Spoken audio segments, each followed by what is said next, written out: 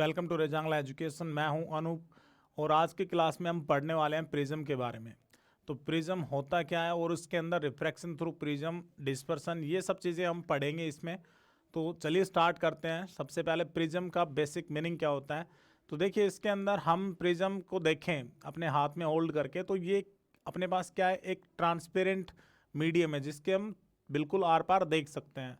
तो उसके अंदर जो प्लेन सरफेसेस होते हैं उनको किसी भी एंगल के ऊपर सेट कर दिया गया है, तो वो फॉर्मेशन क्या बन जाती है, प्रिज्म।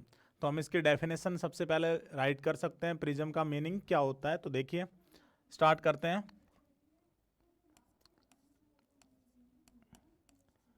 तो प्रिज्म अपने पास है। प्रिज्म के अंदर हम बता सकते हैं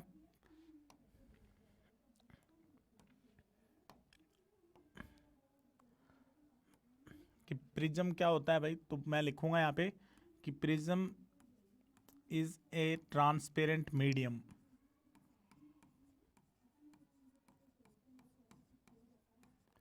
ये एक प्रकार का क्या हो गया, अपने पास ट्रांसपेरेंट मीडियम है, बाउंडेड बाय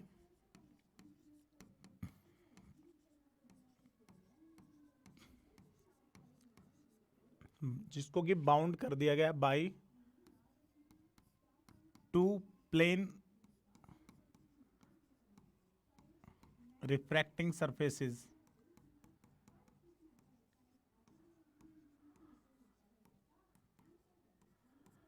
ठीक है, किसी भी एंगल के ऊपर, एट एन एंगल, हम यहाँ पे लिख सकते हैं इंक्लाइंड एट एन एंगल, कि ये जो सरफेसेस हैं वो एक दूसरे के साथ किसके ऊपर है, इंक्लाइंड है। ठीक है, इंक्लाइंड एट एन एंगल। तो जैसे अभी इसमें हम आगे प्रिज्म का बेसिक डायग्राम बनाएं, तो मैं डायग्राम यहाँ पे फॉर्म कर सकता हूँ। मान लीजिए ये अपना हमने कोई प्रिज्म बना दिया है।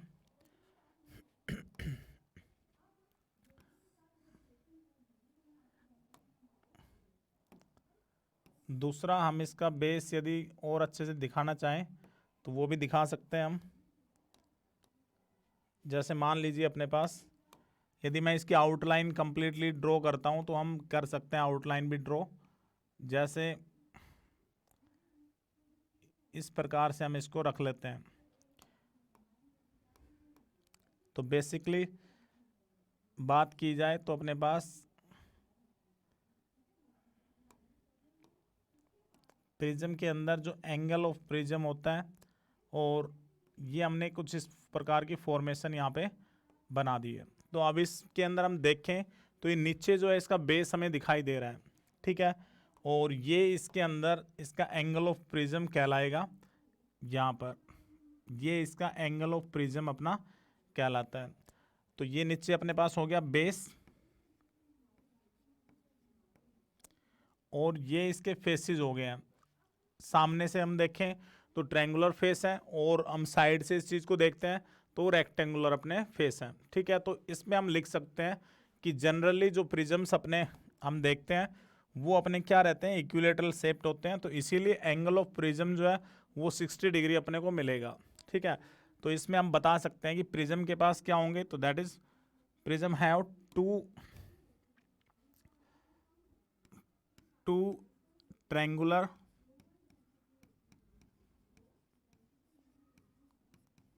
faces and 3 rectangular faces। तो किसी भी शेप के अंदर अपने को मिल सकते हैं। तो बेसिकली हम जैसे स्कूल लैब्स के अंदर देखते हैं तो वहाँ पर हमें इक्विलेटरल शेप के प्रिज्म्स मिलते हैं। तो इसका मतलब है इक्विलेटरल ट्रायंगल है तो उसके एंगल्स कितना, 180, तो एक एंगल कितने करेगा, 60 डिग्री। तो ये हमने यहाँ पे चलना है अभी लेके आगे। इसी के अंदर हम आगे बढ़े तो इसके अंदर हम रिफ्रैक्शन थ्रू प्रिज्म पहला टॉपिक हम करने वाले हैं। तो रिफ्रैक्शन थ्रू प्रिज्म को क्लियर अंडरस्टैंडिंग के लिए मैं एक बड़ा सा डायग्राम यहाँ पे बना लेता हूँ और इसको स्टार्ट करते हैं। तो मान लीजिए ये हमने कोई प्रिज्म यहाँ पे ले लिया है।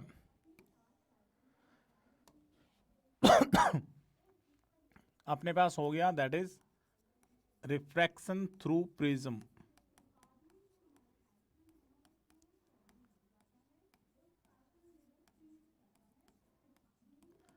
तो रिफ्रैक्शन थ्रू प्रिज्म के अंदर सबसे पहले जैसे हम इसके पॉइंट्स को नाम दे देते हैं। मान लीजिए ये अपना ए पॉइंट हो गया, इधर बी पॉइंट, और ये इसका सी पॉइंट हमने नाम दे दिया है। अभी हम एक रे लेंगे जो फेस ए बी के ऊपर किसी भी एंगल के ऊपर हम इंसिडेंट करवाएंगे, और उसको हम स्टडी करेंगे आगे कि किस प्रकार से वो रे आगे जाएगी। मान लीजिए, चलो इसका कलर चेंज कर देते हैं। मान लीजिए ये मैंने रेडिएशन यहाँ पे ले लिया। अभी उसके बाद हमने जो आगे काम करना होता है, ये इंसिडेंट रे है तो हमने एक नॉर्मल रेडिएशन और यहाँ पे ड्रॉ करनी पड़ेगी।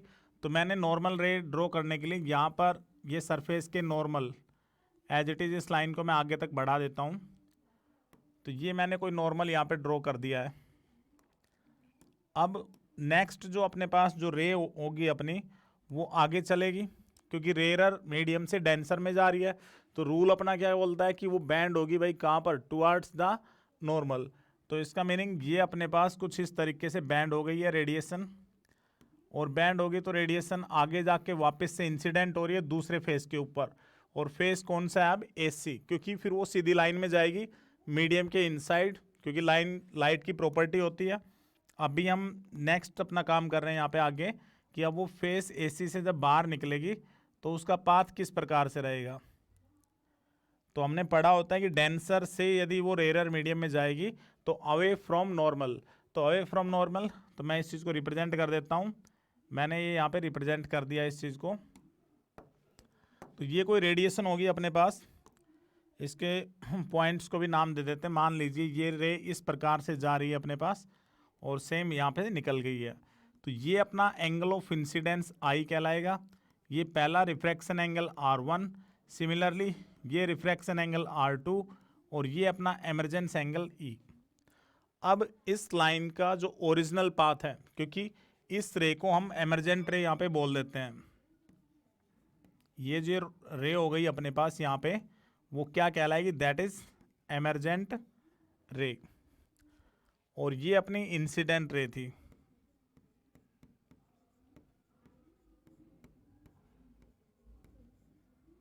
अब इसका जो ओरिजिनल पाथ होगा लाइट का, तो हम उस ओरिजिनल पाथ को यदि कंसीडर करें तो लाइट को जाना चाहिए था कुछ इस प्रकार से, बट हम देख रहे हैं कि जो लाइट है वो डेविएट हो गई है अपने पाथ से। तो डेविएशन कितना हुआ, तो इस कलर को मैं चेंज करके यहाँ पे दिखा देता हूँ कि ये जो लाइट थी ये इस प्रकार से चली गई है। तो यहाँ पर जो एंगल बना,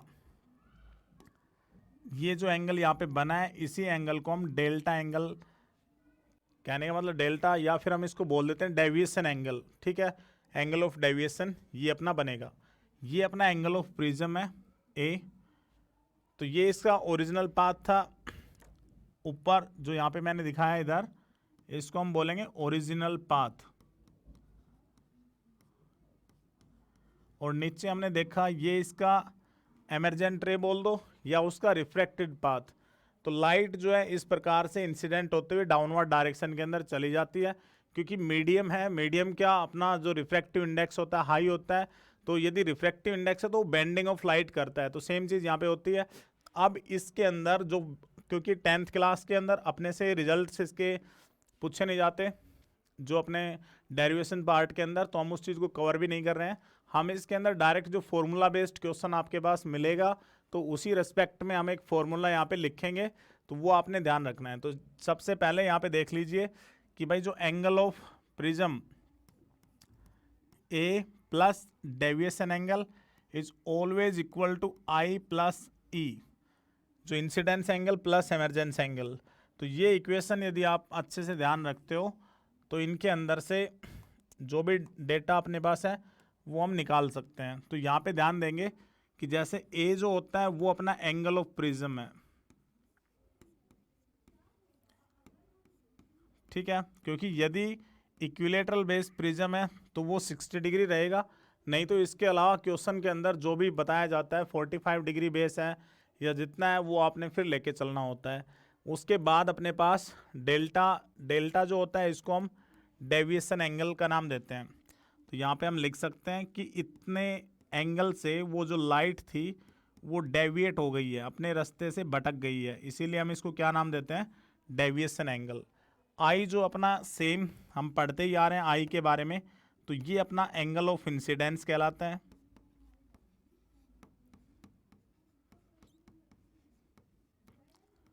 सिमिलर जो ई अपने पास है वो अपना क्या कहलाएगा, दैट इज एमरजेंस एंगल।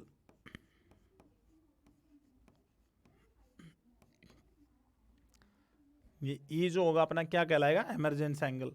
तो ये रिफ्रैक्शन थ्रू प्रिज्म था, उसका डायग्राम हमने प्लॉट किया और इसके अंदर से हमने ये एक जनरल फॉर्मूला यहाँ पे देखा। अब इसी के अंदर जैसे हम आगे बढ़ते हैं तो प्रिज्म फॉर्मूला अपने पास आता है, तो वो भी एक स्टैंडर्ड रिजल्ट है जो मैं यहाँ पे लिख रहा हूँ, आपने ध्यान रखना है इस चीज़ को क्योंकि इसके ऊपर क्वेश्चन बन जाता है। तो प्रिज्म फॉर्मूला जो होता है इसके अंदर ये रिफ्रैक्टिव इंडेक्स के बारे में अपने को जानकारी प्रोवाइड करता है। तो इसके अंदर जो म्यू रिफ्रैक्टिव इंडेक्स होगा वो किसके इक्विवेलेंट होता है, that is sign I by में साइन आर। इसकी वैल्यू हम रखते हैं, तो ये जो वैल्यूज़ रखने के बाद अपने पास एक फॉर्मूला इंसिडेंस एंगल जो होता है वो बेसिकली किस फॉर्म में हम एंगल ऑफ प्रिज्म के अंदर कन्वर्ट करके लेके जाते हैं। तो वहाँ पे अपना जो स्टैंडर्ड रिजल्ट होगा that is A plus delta M. Delta M जो होगा ये मीन डेविएशन कहलाएगा ओवर साइन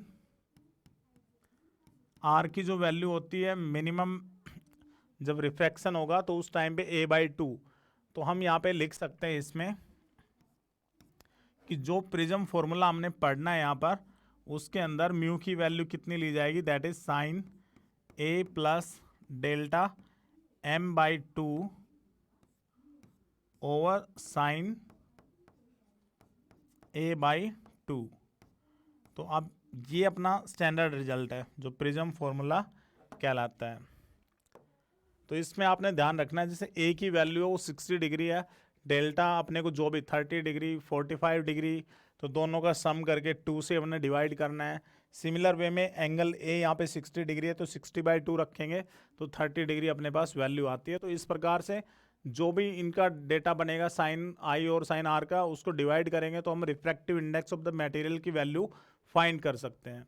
अब इसके बाद ना नेक्स्ट टॉपिक अपने पास आता है, उसके अंदर हम पढ़ेंगे डिस्पर्सन कि डिस्पर्सन का मीनिंग क्या होता है। तो देखिए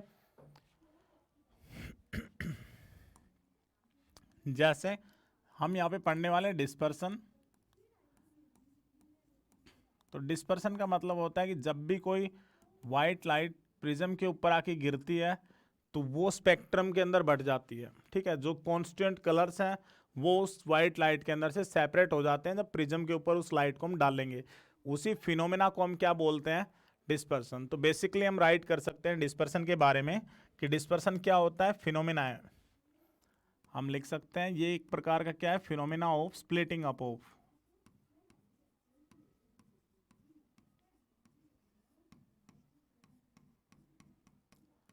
splitting up of white light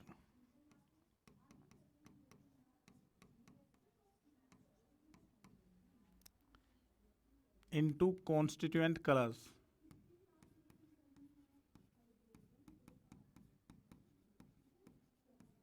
तो ये जो कॉन्स्टिट्यूएंट कलर्स होते हैं इन्हीं को हम क्या बोलते हैं, स्पेक्ट्रम। तो मैं यहाँ पे लिख सकता हूँ दैट इज स्पेक्ट्रम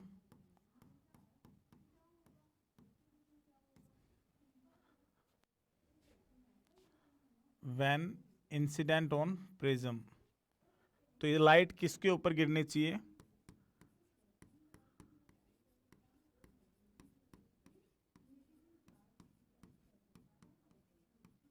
इसी चीज को हम क्या बोलते हैं, इज टर्म्ड डिस्पर्सन। तो ये इंपॉर्टेंट है अपने पास, इसका कोज अपने से पूछा जाएगा और बेसिकली यहाँ पे जो भी इंफॉर्मेशन होगी वो मैं बता रहा हूँ डायग्राम के साथ, इसको नोट करेंगे। तो जैसे देखिए यहाँ पे हमने प्रिज्म अपना ले लेना, मान लीजिए मैंने ये यहाँ पे प्रिज्म ले लिया और इसके ऊपर मैं जो वाइट लाइट है उसको ड्रॉ कर रहा हूँ कि ये कोई वाइट लाइट मैंने यहाँ पे ले ली है।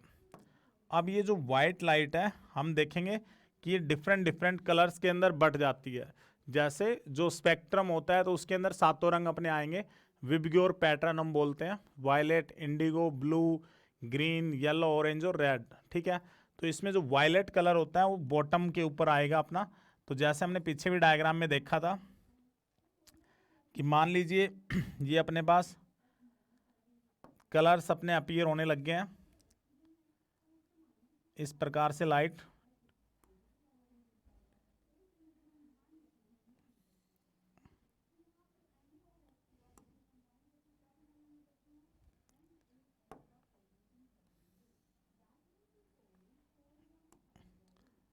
तो ये मैंने यहाँ पे कलर्स के पैटर्न इसमें बना दिए हैं जैसे,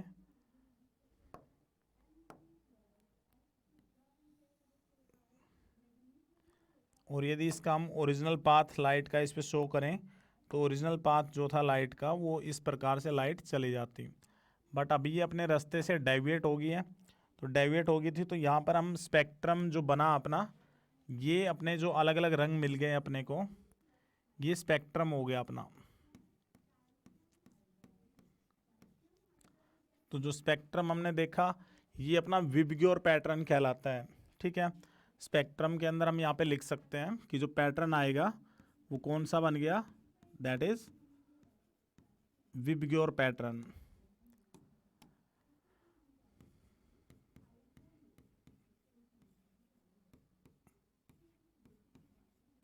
तो ये कलर्स का जो पैटर्न बना इसी को हम क्या बोलते हैं, डिस्पर्सन। अब इसमें ये ध्यान देंगे, यहीं से जो मेन चीज़ है इसके अंदर और अपने काम भी आएगी कि जो वेवलेंथ है वो रेड कलर की मैक्सिमम होती है। तो मैंने इसको यहीं पे एरो से डिनोट कर दिया है।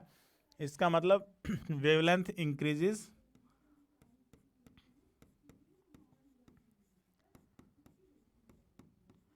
जो एरो लगाई हमने इस डायरेक्शन के अंदर वेवलेंथ बढ़ रही है, ठीक है। तो वेवलेंथ को हम लैम्डा से डिनोट करते हैं। तो बेसिकली हम यहाँ पे राइट कर सकते हैं कि जो लैम्डा आर होगा वो ग्रेटर देन है किससे, लैम्डा वी से, ठीक है। तो बॉटम पार्ट के अंदर वायलेट कलर की लाइट लाई करती है जैसे यहाँ पर, और सबसे टॉप मोस्ट जो पॉइंट होगा यहाँ पर रेड कलर की लाइट अपनी लाई करती है। तो विबग्योर पैटर्न अपना फॉर्म होता है। अब क्वेश्चन आता है कि कोज, इसका कारण क्या है डिस्पर्सन का। तो ये अपने लिए इंपॉर्टेंट है जो कि एग्जाम्स में पूछा जाता है।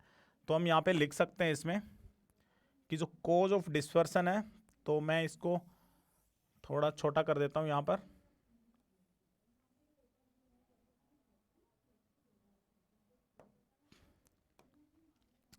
तो कोज ऑफ डिस्पर्सन के अंदर क्योंकि जो स्पीड होती है कलर्स की वो चेंजमेंट होती है अपने पास, ठीक है। तो हम यहाँ पे लिख सकते हैं कि कोज ऑफ डिस्पर्सन क्या हो गया अपने पास, कोज ऑफ डिस्पर्सन। ये अपने लिए इंपॉर्टेंट रहेगा, कारण क्या है डिस्पर्सन होने का। तो यहाँ पर हम बता सकते हैं इसमें कोज में कि जब भी लाइट किसी मीडियम के अंदर से ट्रैवल करती है तो उसकी स्पीड और वेवलेंथ जो होती है चेंज हो जाती है। या हम लिख सकते हैं कि जो वेवलेंथ के अकॉर्डिंगली स्पीड जो होती है वो डिफरेंट हो जाती है, इसीलिए हमें यहाँ पे स्पेक्ट्रम बनता हुआ दिखाई देता है। तो मैं लिख सकता हूँ कि speed of light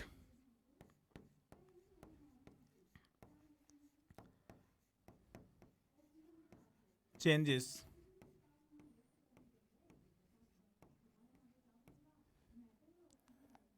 in different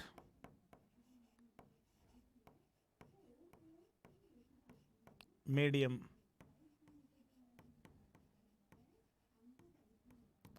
तो ये इसका कारण होता है, ठीक है, डिस्पर्सन का। अब इसी में आगे जैसे हमने वापस से वाइट रंग की लाइट बनानी हो तो उसको हम रिकम्बिनेशन डायग्राम बोल देते हैं। न्यूटन्स जो इसने इंफॉर्मेशन प्रोवाइड की थी, तो रिकम्बिनेशन डायग्राम के अंदर हम क्या करते हैं, इन्वर्टेड प्रिज्म्स यूटिलाइज करते हैं। जैसे एक प्रिज्म सीधा रखेंगे, एक इसका अपोजिट रख देंगे। तो जब हम इस प्रकार से प्रिज्म को पुट कर देते हैं तो अपने पास क्या बन जाता है जो लाइट है वो रिकम्बाइन कर जाती है। तो हम लिख सकते हैं यहाँ पे हम पढ़ने क्या वाले हैं, दैट इज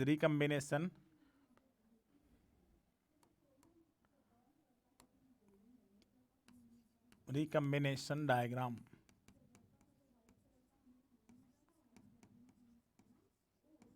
जो रिकम्बिनेशन होगा व्हाइट लाइट का, ये चीज़ हम यहाँ पे कवर कर रहे हैं अभी। तो देखिए मैं अब प्रिज्म को ड्रॉ कर लेता हूँ वापस से। मान लीजिए मैंने ये अपना प्रिज्म यहाँ पे ले लिया है। दूसरा प्रिज्म हम इसका अपोजिट ले लेते हैं।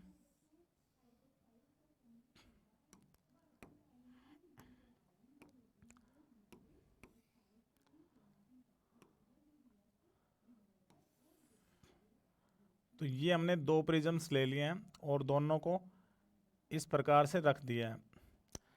इस बार मैंने इनको क्या कर दिया, इन्वर्ट कर दिया पोजीशन को।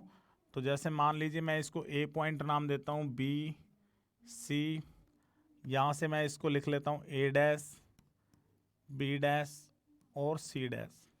तो यदि हम वाइट लाइट इसके ऊपर इंसिडेंट करवाते हैं, ये वाइट लाइट हमने इंसिडेंट की इसके ऊपर, तो हम देखेंगे ये डिफरेंट कलर्स के अंदर बटेगी। तो जैसे जो डिफरेंट कलर है अपने पास, मान लीजिए वायलेट कलर यहाँ पे आया और एक अपने पास हो जाएगा रेड कलर। तो मैं दोनों कलर्स यहाँ पे लेके चल रहा हूँ, ये वायलेट और ये अपना रेड। अब हमने यहाँ पे पढ़ा होता है कि जब ये जो लाइट होती है, जब इसके अंदर गिरेगी यहाँ पर, तो वापस से ये इन्वर्टेड अपने पास हो जाती है। और फाइनली आउटपुट जब हम देखते हैं इसके अंदर, तो हमें ये जो लाइट है कंबाइन होने के बाद में कैसे दिखाई देगी, तो दैट इज़ हमें ये वाइट लाइट के रूप में ही बाहर निकलती हुई दिखाई देती है।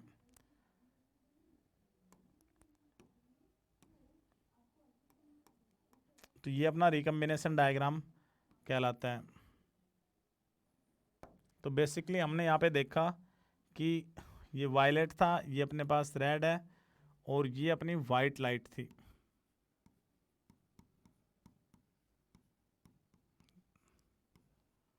तो जब हमने देखा इन्वर्टेड प्रिज्म को हम यूटिलाइज करते हैं, तो एक बार स्प्लिट हुई, अगले ने उस स्प्लिट को क्या कर दिया, कंबाइन कर दिया, मर्ज कर दिया, और फाइनली हमें कैसी लाइट मिलती है, वाइट लाइट ही मिलती है।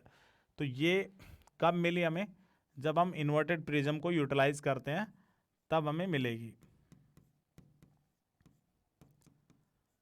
तो इतना पार्ट इसके अंदर अपना आएगा।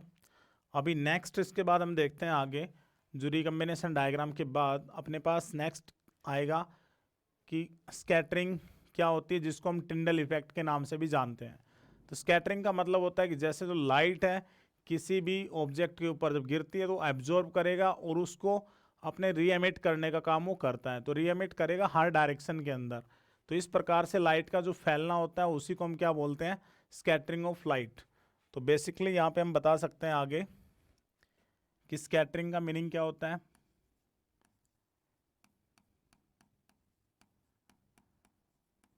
स्कैटरिंग ऑफ लाइट, तो इसमें हम लिख सकते हैं कि एक फिनोमिना होता है, the phenomena of absorption.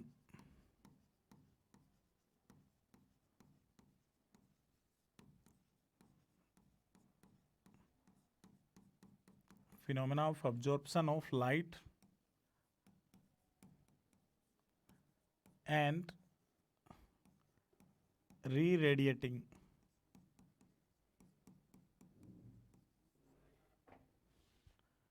in all directions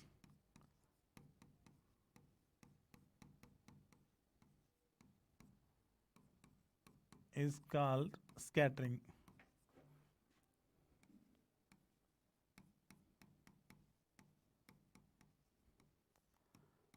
तो हम इसको दूसरा नाम भी देते हैं, it is also known as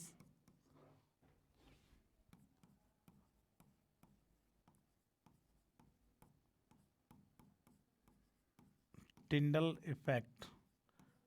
इसी चीज़ को हम क्या नाम दे देते हैं, दैट इज टिंडल इफेक्ट। तो ये आपने इसके अंदर ध्यान देना है, ठीक है। नेक्स्ट जो काम इसमें रहेगा अपने पास, इसकी एप्लीकेशंस अपने पास आती हैं कि जैसे जो स्काई होता है ब्लू क्यों अपीयर होता है। तो ये सब चीज़ें हम एक ही क्वेश्चन, इनके जैसे जो मल्टीपल क्वेश्चंस आएंगे उनको एक ही रीजन से हम एक्सप्लेन कर सकते हैं। तो बेसिकली इसमें क्या बताया जाता है अपने पास कि भाई जो रेले स्कैटरिंग, एक साइंटिस्ट था जो हमें बताता है रेले स्कैटरिंग के बारे में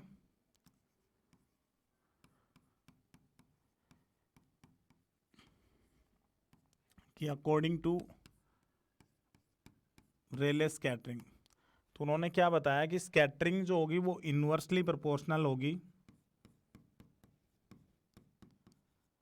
इन्वर्सली प्रोपोर्शनल टू वेवलेंथ की पावर 4। इसका मतलब जिस कलर की वेवलेंथ जो होगी ज़्यादा तो उसकी स्कैटरिंग क्या होगी, मिनिमम। जैसे अभी मैंने पीछे बताया कि हम स्पेक्ट्रम के अंदर देखते हैं तो रेड कलर जो होता है उसकी वेवलेंथ हाईएस्ट है, तो इसका मतलब है उसकी स्कैटरिंग क्या होगी, बहुत ही मिनिमम। ठीक है, ये आपने ध्यान रखना है। अब इसी के अकॉर्डिंगली हम यहाँ पे कुछ जो प्रैक्टिकल एप्लीकेशंस इसकी आती हैं फिनोमेना के ऊपर,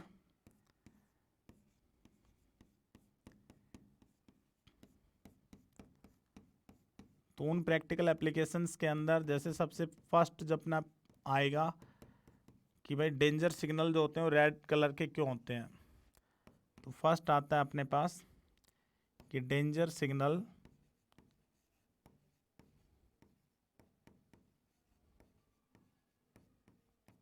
are of red colour.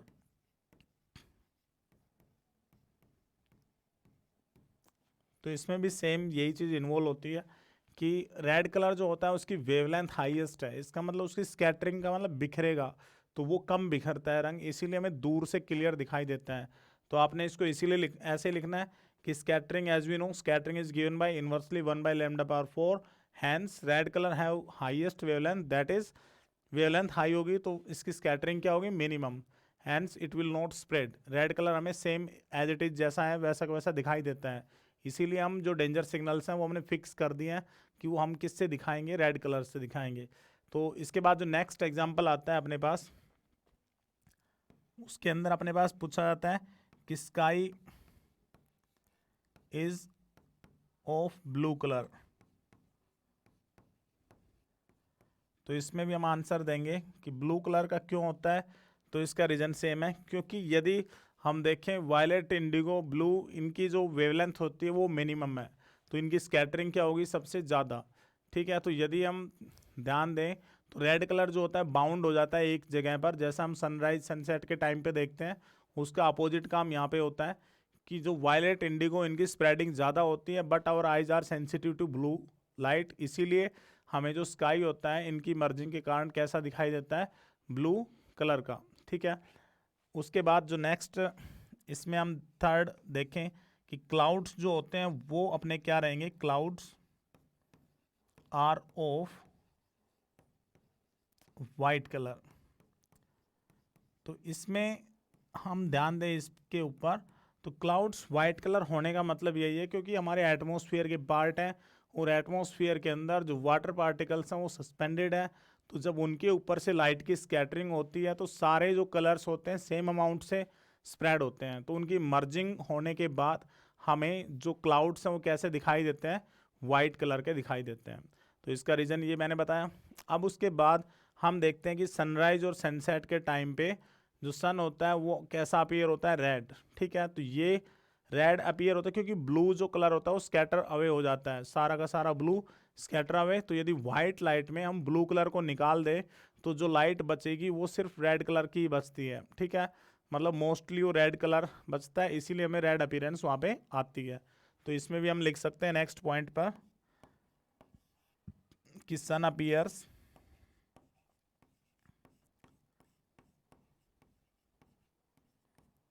Red during sunrise और सनसेट।